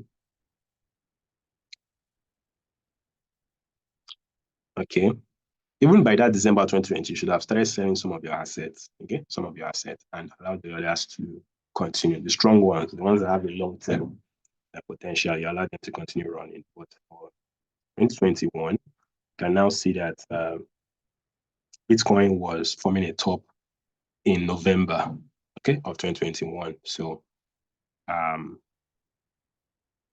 if you're using seasonality, you should not hold more than October to December of the following year. If we now remove this, okay, and remove this and put 2024 and put 2025. Okay, so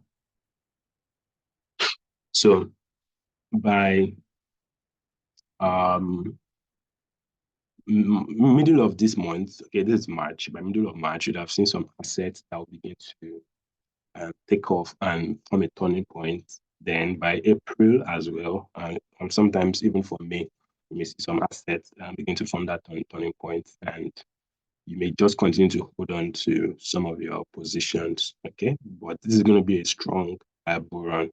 It's going to be stronger than what we have seen before in 2020 or 2016, far stronger than what you've seen in those years. So, but despite the fact that it's going to be a stronger cycle, okay, don't hold your assets for more than October to December of 2025.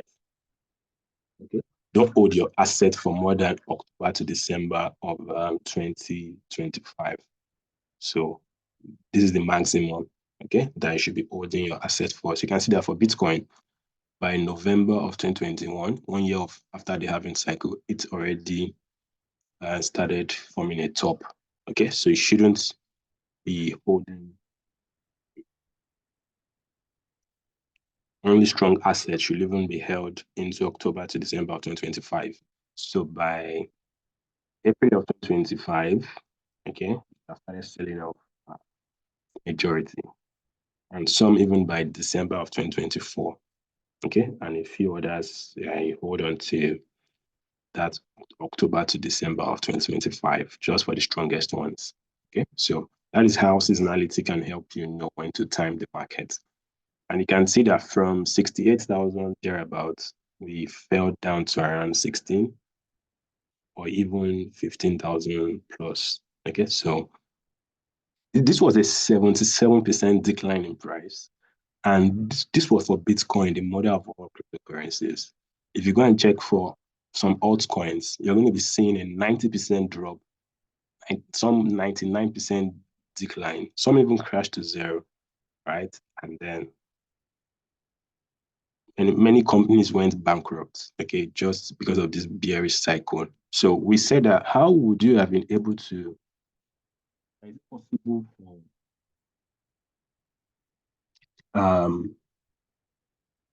for the seasonality to help you detect the year, the FTX collapse. Okay, the FTX collapse. Look at this now. When did this occur? FTX peaked around around September of 2021. Okay, so we said that from October to December of 2021,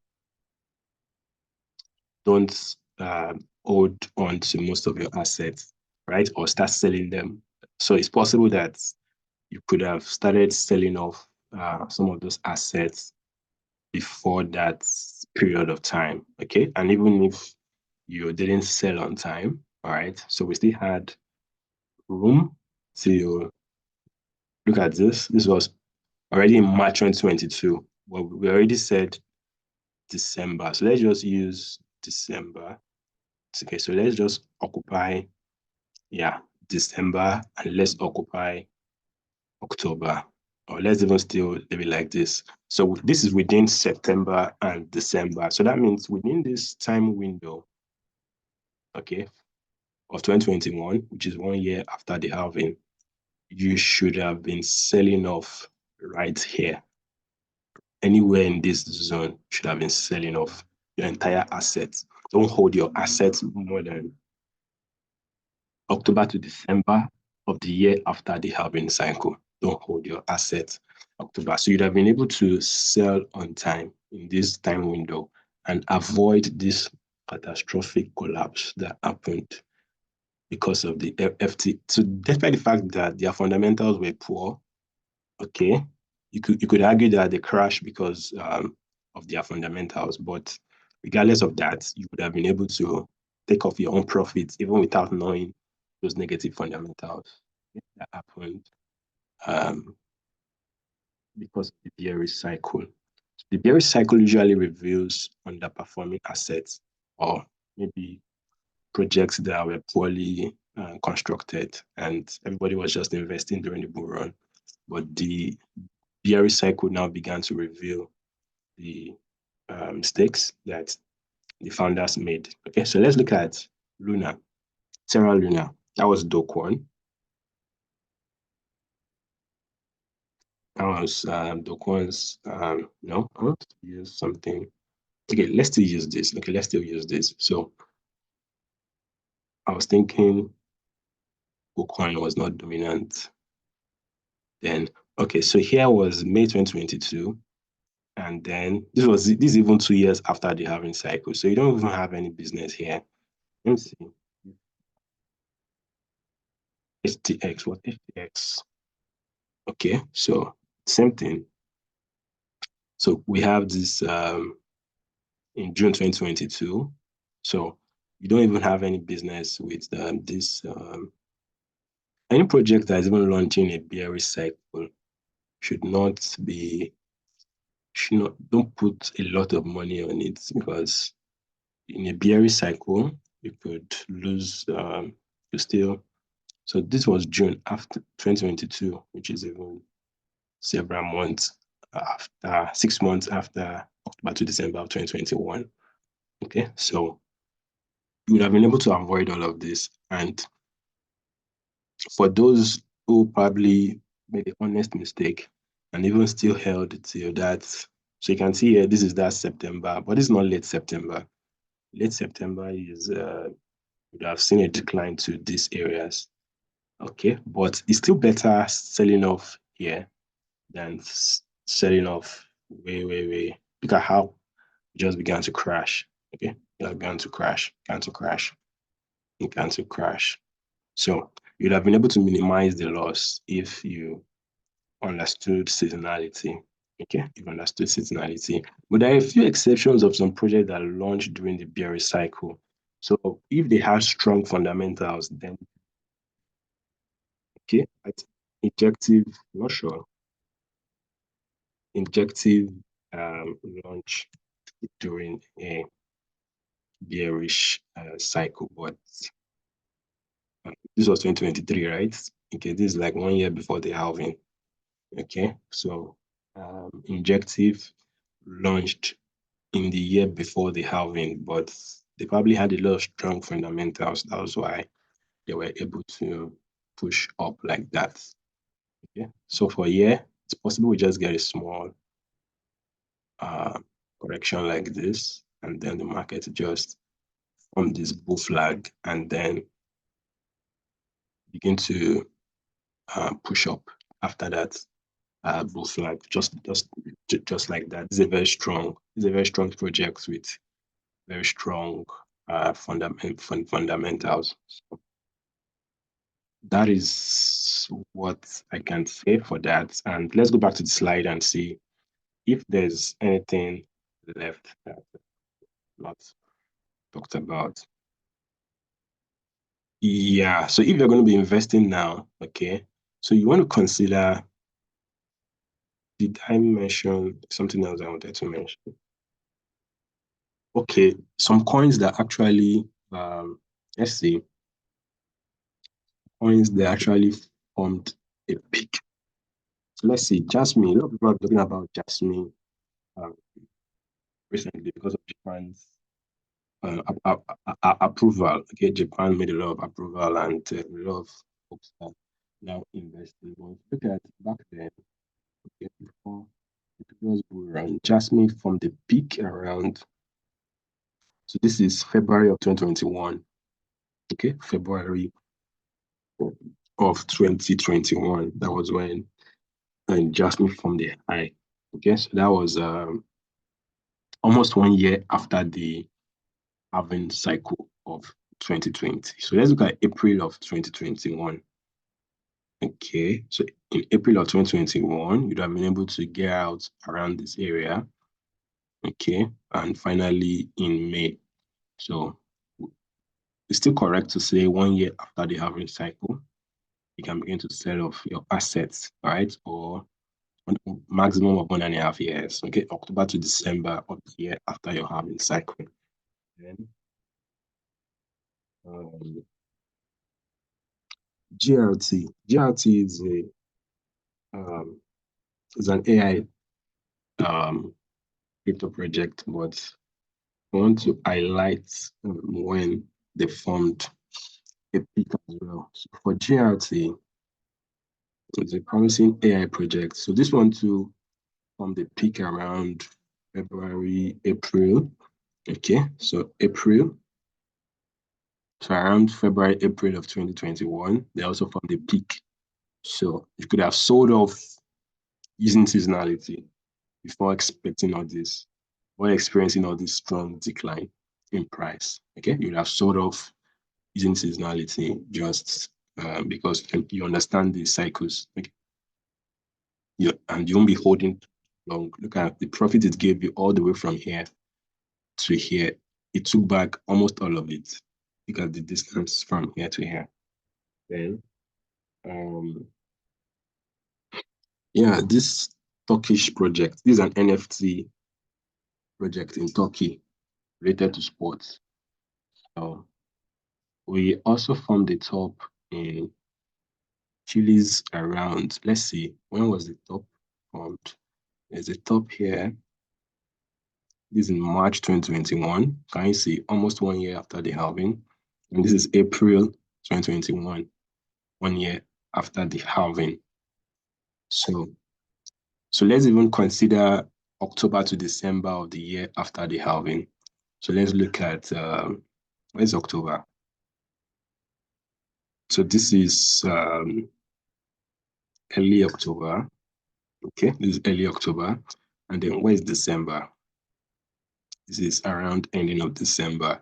So within this time window, even if you missed selling, if you still fight it, so you still go further. Okay, if you didn't sell in April, 1 year after the halving, and you're holding till October to December of that year after the halving, 2021. So as price failed to make higher highs and began to decline, so even if you're selling off here, it's better than holding all the way down here. You should have given back a lot of the profits you made. So seasonality can help you make better timing decisions, okay, for your crypto asset and maximizing the profit from them. So let's go back to the slide. And I believe with this, I've said the majority of everything. So there are some investors too that they love profits, but they refuse to sell at the right time just because they felt they would have made more profit. There are some coins you're going to see that if you want to invest in a coin in an old project, make sure that old project experienced its highest high in 20 in let's make sure just make sure it formed a peak in the most recent uh, halving cycle. So before this 2024 halving cycle, the last bull run was the 2020 and 2021. So make sure its highest high was in 2020 and 2021, not an old project that formed a high in 2019 and 2017. So that means the demand was no longer there for investors not to consider it for 2020 and 2021.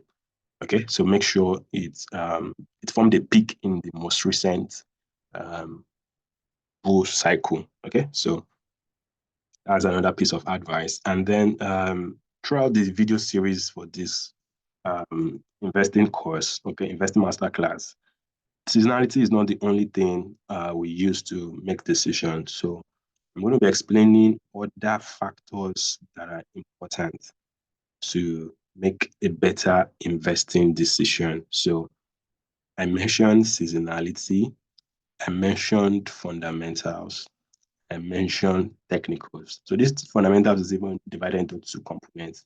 You have the fundamentals of the dollar and you have fundamentals of the crypto industry itself. So we're going to be looking deeply into all of that and the technicals as well. Okay, how to use technicals. You don't need to be a wave trader to understand what I'm going to teach you. I'm just going to break it down in a very simple way. Okay, that you're going to enjoy better investing decisions.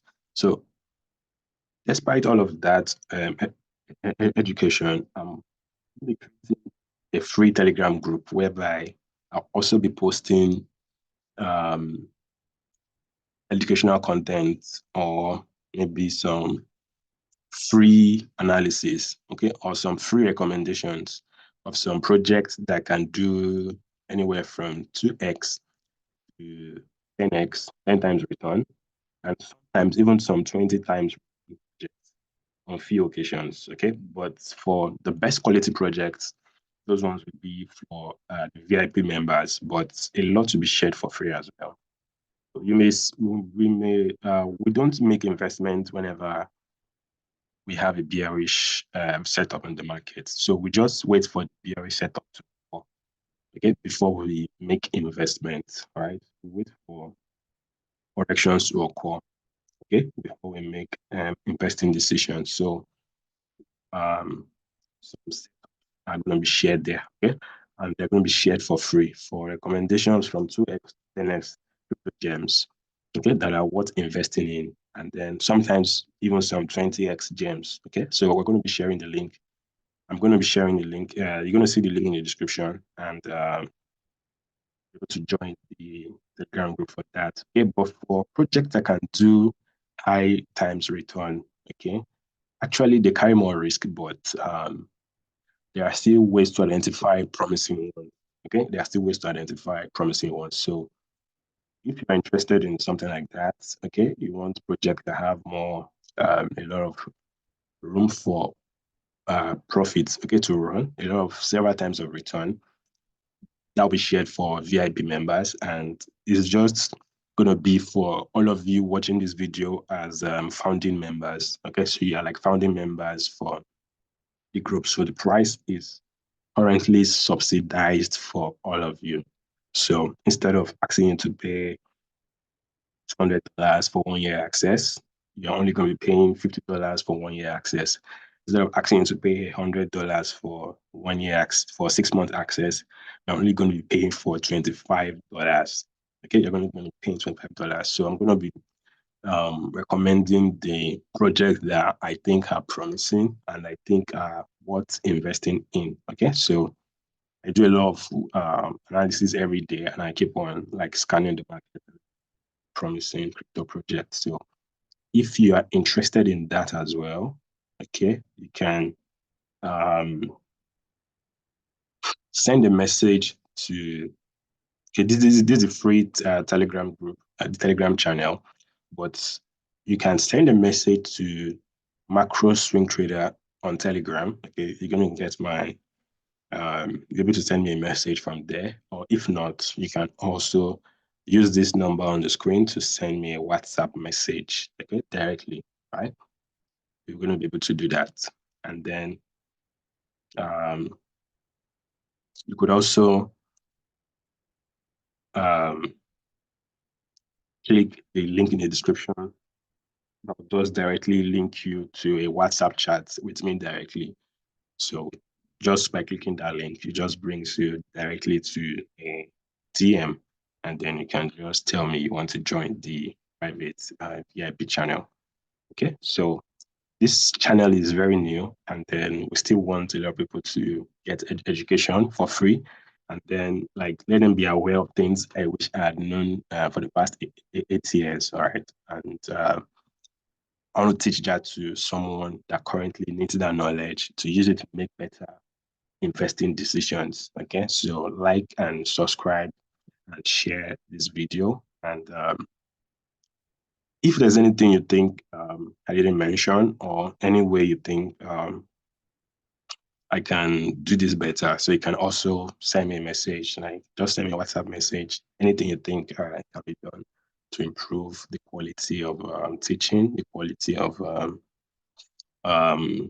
education, or the quality of making these videos. But for now, they are just made in a kind of slide format. Okay, so thank you for watching, and please like, subscribe, join the free Telegram channel. Also join the, if you like, and also join the VIP um, channel. Just send me a message on Telegram or on WhatsApp. Okay, or check the link in the description for a direct WhatsApp chat. Okay, so see you next time. There'll be more educational content for free, and I'll be explaining several more factors to use to combine together to make better investing decisions. So see you next time. Bye-bye.